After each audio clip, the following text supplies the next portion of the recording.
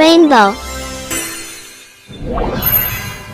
बहुत जानी पहचानी कहानी को थोड़ा खोल कर देखते हैं। इसके अंदर छिपे हुए गहरे संदेशों को समझने की कोशिश करते हैं। स्वार्थी मगरमच्छ की इस कहानी में उतरते हैं और देखते हैं कि ये हमें क्या सिखाती है। कहानी की शुरुआत ही होती है एक टकराव से। देखिए, इसी एक लाइन में सब साफ हो जाता है। ये वाक्य हमें सीधे सीधे बता देता है कि इस मगरमच्छ का स्वभाव कैसा है। पूरी तरह से स्वार्थी।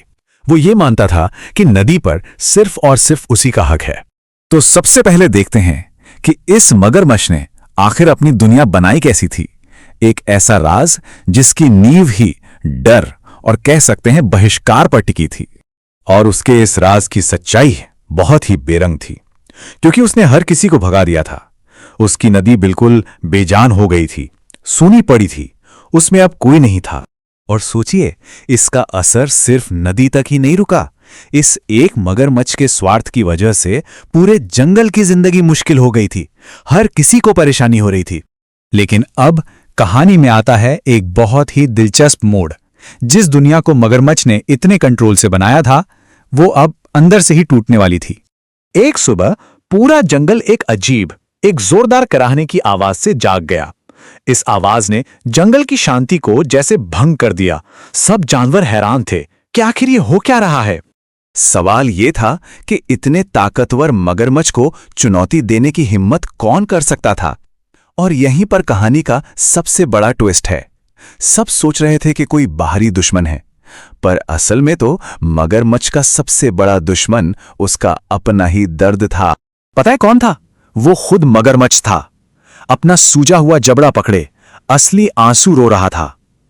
वो जो इतना ताकतवर, इतना अजेय लगता था, वो अब दर्द से तड़प रहा था, बिल्कुल अकेला। और यही नतीजा था उसके स्वार्थ का। इसी को कहते हैं अलगाव। उसने खुद को सबसे इतना दूर कर लिया था कि जब उसे सबसे ज्यादा जरूरत पड़ी तो उसकी मदद करने वाला कोई नहीं था।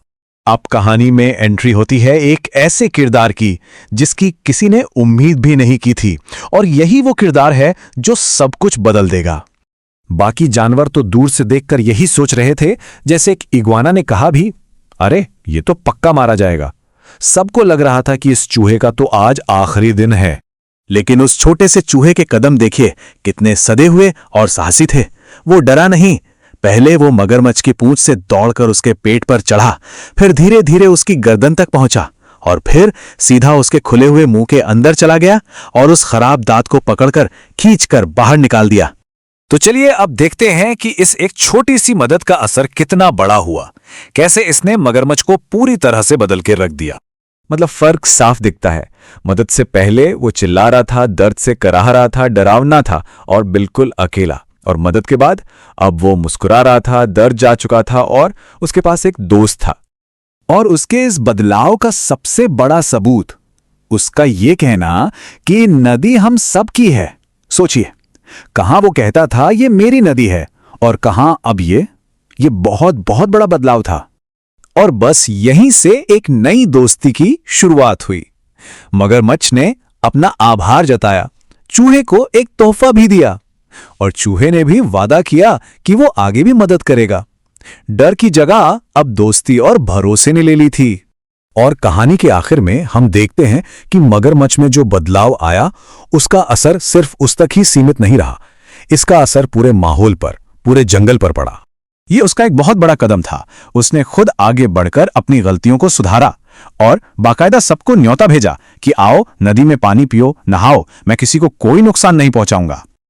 और फिर क्या था, देखते ही देखते वो सारे जीव जिन्हें उसने कभी भगा दिया था, सब लौट आए। नदी में फिर से रौनक आ गई, जिंदगी लौट आई। कहानी एक बहुत ही खूबसूरत मोड़ पर आ पहुंची थी। तो आखिर में नतीजा ये हुआ कि जो मगरमच्छ कल तक एक डरावना तानाशाह था, आज वो उस जंगल का एक प्यारा हिस्सा बन गया था।